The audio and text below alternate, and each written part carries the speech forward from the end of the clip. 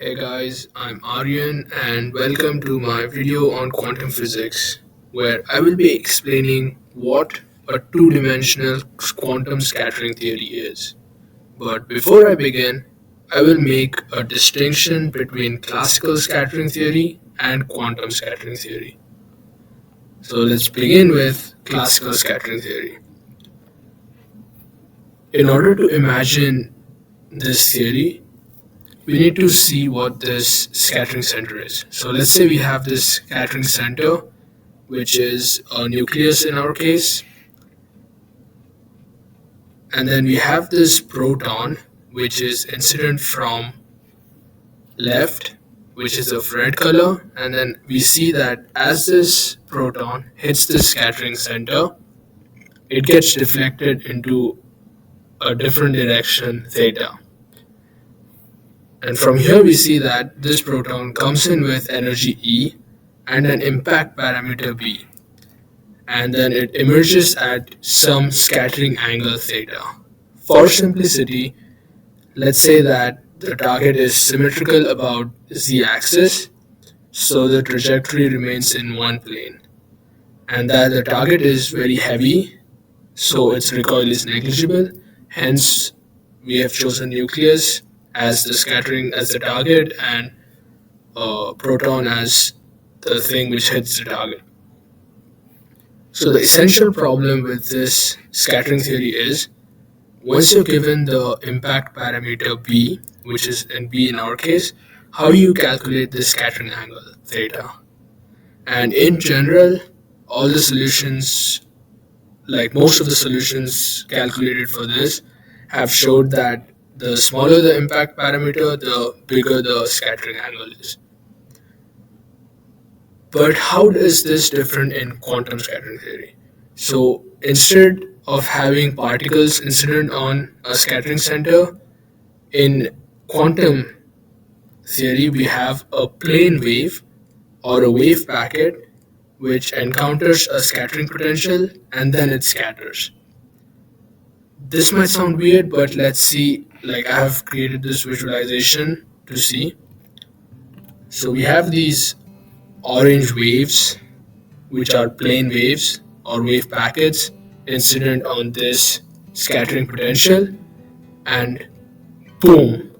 How? Like, what is this? How do we get a spherical wave from a plane wave? And this is what, like, this phenomenon is what I'll be explaining using partial wave analysis in this video.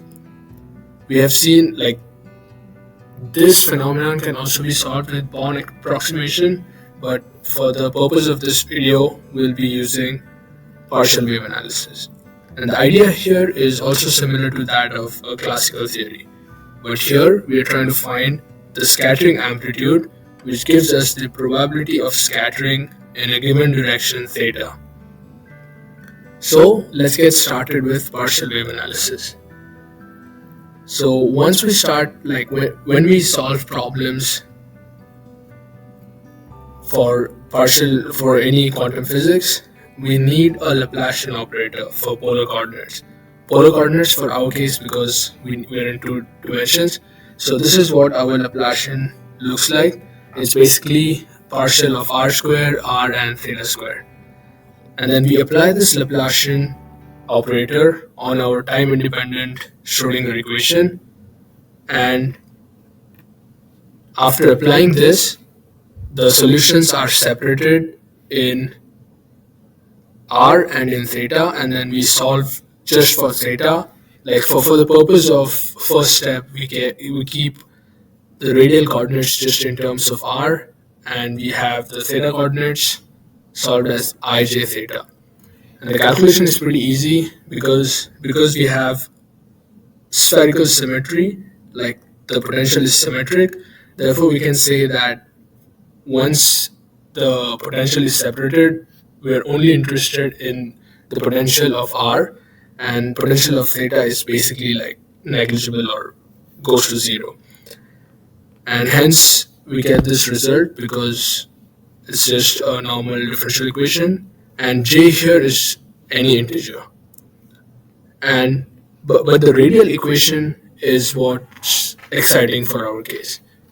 We see that the radial equation is of this form, and this equation includes a potential which is sum of our normal potential, which is VR, and the centrifugal potential, which is given by this big term in terms of r squared, like 1 over r squared.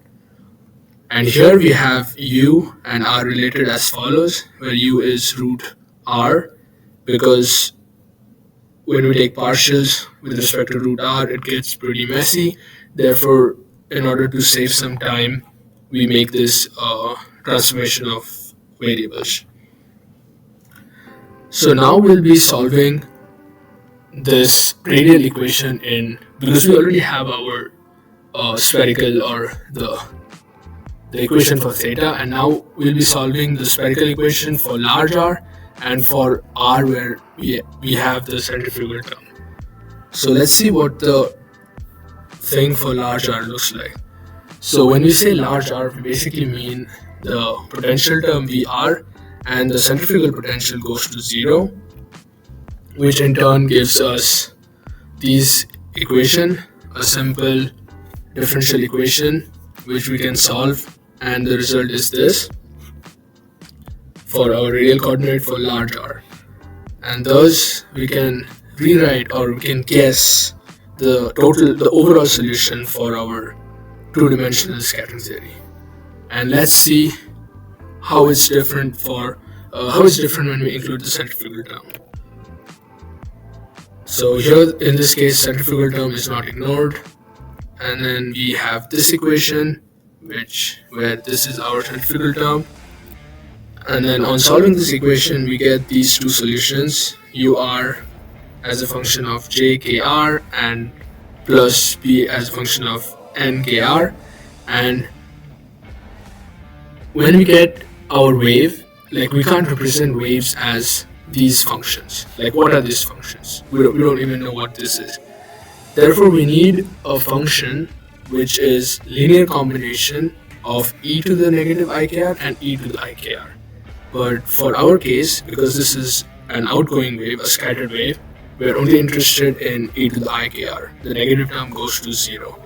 And this is where Hankel functions play a role, because Hankel functions can be represented as exponentials, and therefore we can turn our radial equation, like just plug root r times r into this ur, and we can write our radial equation as approximately equal to Hankel function kr. And so the entire wave function looks like this for r, theta and phi, where we have a e to the ikx. So in this equation we see the first term is just incident plane wave, which were the orange waves in our case, and then the sum with this expansion coefficient, this part, is the scattered wave, which was the spherical wave. And we see that this spherical wave, this is the spherical component, and this is the radial component of the spherical wave, which is two-dimensional. And we also know that we are assuming that potential is spherically symmetric. Therefore the wave function cannot depend on phi. So the only terms with m equals 0 survive, and hence our wave function reduces further, because for spherical functions the terms with m equals 0 are related to e to the ij theta, and then we have this as follows from here. So how can we relate this to our guess? So our guess was basically we had f theta and our radial component. So how can we compare these two equations and see if they match or no? And in order to do that, we need to find what this term is. So we have this equation from Griffiths quantum mechanics textbook, where for large z you can take the Hankel function as follows, and in our case z is basically r, so we're gonna replace z with kr wherever we see that, and therefore After plugging in the equation, we find this. So you see the Hankel function, we just plug this equation but with kr instead of z's into our wave function, and then we have this entire term. And now we see this gets pretty interesting here. So if you just look at this part, it is equivalent to our radial component after plugging in kr, and this is just the incident wave. And this entire thing, our j from what we found as previously, or j, is goes into this sum. Like, it doesn't get out of this sum, and therefore when we match our guess with this equation, we end up with scattering amplitude equal to this, which is just this term in the sum. So this confirms the general structure of our scattering amplitude and tells us how to compute the scattering amplitude f theta in terms of partial wave amplitude Cj. And this is one of the key results for our problem of two-dimensional quantum scattering. And then we use this f theta to find the probability and the effective width of scattering. So we're saying that the probability of incident wave equals the probability of scattered wave.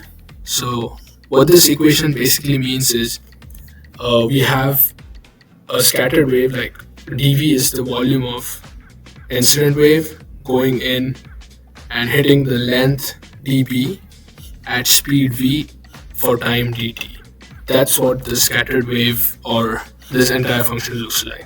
And the reason we just have a squared and not the e terms, because when we take mod squared, the terms vanishes. Similarly for scattering, where we instead of dB we have d theta, which is increment scattering angle for the wave. And thus, after cancelling the terms on right hand side and left hand side, we are left with dB over d theta equals f theta f theta mod squared, and that's basically our differential cross section. And using this result, we can find the effective width of for our wave, which is by basic integration. You just plug in your f theta from here. Like, when you take the mod squared, the terms with I cancel out, and then you're basically left with this equation. And this effective width and f theta, the scattering amplitude, are very key in our analysis of two-dimensional scattering, because they basically tell us, in a sense, they tell us how these waves behave around the scattering surface. Like, for example, if an incident wave passes around the entire scattered angle, or it scatters somewhere else, or if it's reflected, it's all given by these two phenomenons.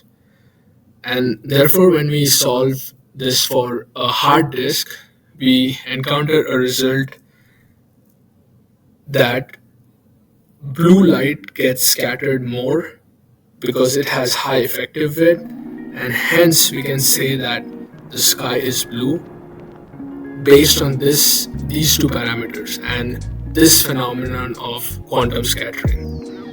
Thank you for watching my video. If you have any questions, please text them in the comment section and hit the share and subscribe button, and thank you.